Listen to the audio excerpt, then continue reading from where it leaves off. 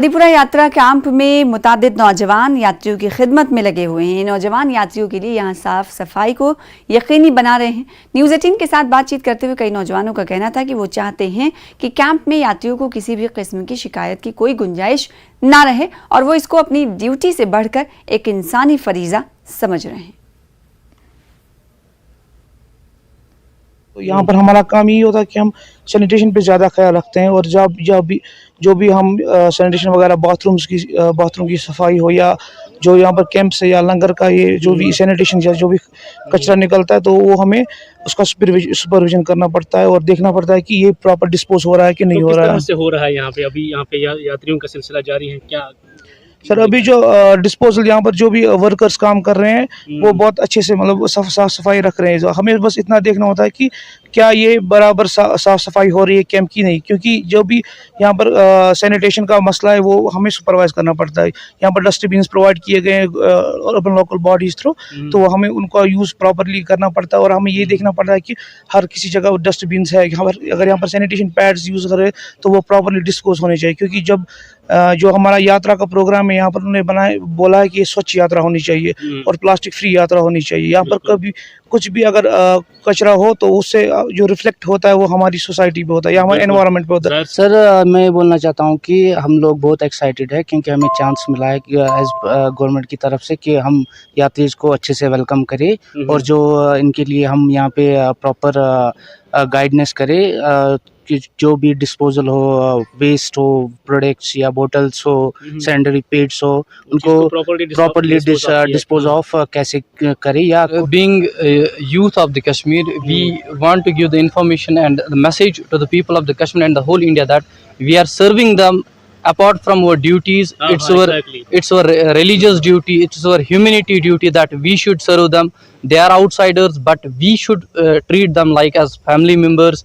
They are with us, we are with them. So to show our Kashmiriyat, we are serving them, we are guiding them. और हमें यहाँ पे properly as a youth ये देखना है कि ये जो गैदरिंग होती है यहाँ पे वेस्ट जनरेशन ज़्यादा होगी, तो इनका क्या सोल्यूशन है। एक ट्रिपल आर का सोल्यूशन गवर्नमेंट ने दिया है, रीयूज, रिड्यूस एंड रिसाइकल, वो चीज़ हमें यहाँ पे करना है। और प्रॉपरली जो ये डिस्पोज होता है वेस्ट, इसको कैसे हम एक साइट पे पहुँचाए जहाँ पे फिर हम इसको मैन्योर में कन्वर्ट करते हैं, उसके लिए एक हमारा प्लान बन रहा है यहाँ पे। सो उस चीज़ को इंश्योर करने के लिए हम देख रहे हैं कि प्रॉपरली जो वेस्ट निकल रहा है वो डिस्पोज हो रहा है और गाड़ियों में से यहाँ से चला जाता है और प्रॉपर वे में डिस्पोज होकर एक अच्छे प्लांट पे जा रहा है। Thank you.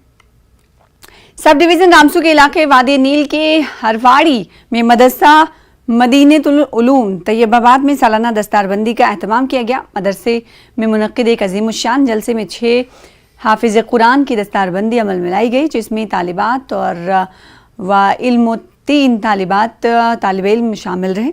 मुल्क के बड़े नामवर उलमा व ज़िला रामबन के उलमा कराम ने इस जलसे की शिरकत की और कुरान और हदीस की फजीलत से लोगों को रोशनास कराया और कुरान के इल्म को समझने और आम करने की ज़रूरत पर भी जोर दिया। मदरसे के मुहतमिम हाफिज़ फयाज़ प्रोग्राम के मुतमईन का कहना था कि उनका मकसद है कि कुरानी तालीम को आम लोगों तक पहुँचाएँ और वहीं बैरून रियासत से आए उलमा ने मकतबे मदरसे में और मसाजिद से दीन की तालीम को आम करने की ज़रूरत पर जोर दिया ताकि मुल्क भर में आपसी भाईचारा, अमन व आशती का पैगाम आम होता रहे।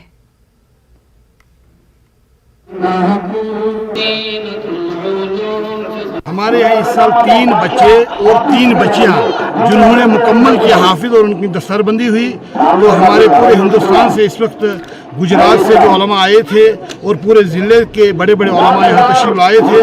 और हमारा मकसद यही है कि खासकर मेरा मकसद ये है कि इलाक़ा नील में हर घर। और इस वक्त की बड़ी खबर का रुख कर लेते हैं। अमरनाथ यात्रियों का चौथा जत्था रवाना हो चुका है। यात्री निवास से ये जत्था रवाना हुआ है। चौथे जत्थे में आपको बता दें कि 4758 यात्री शामिल है। यात्रा पर 24 घंटे फौज की नजर है। वहीं यात्रा के दौरान बाबा बर्फानी के दर्शन करने वाले यात्रियों की तादाद भी 18,000 से ज्यादा हो चुकी है। तो उधर चौथे जत्थे की भी रवानगी हो चुकी है।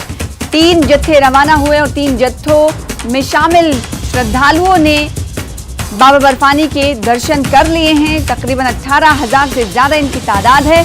वहीं चौथे जत्थे में जिन श्रद्धालुओं की रवानगी हुई है बाबा बर्फानी के दर्शन के लिए। उनमें 4,758 यात्री शामिल हैं।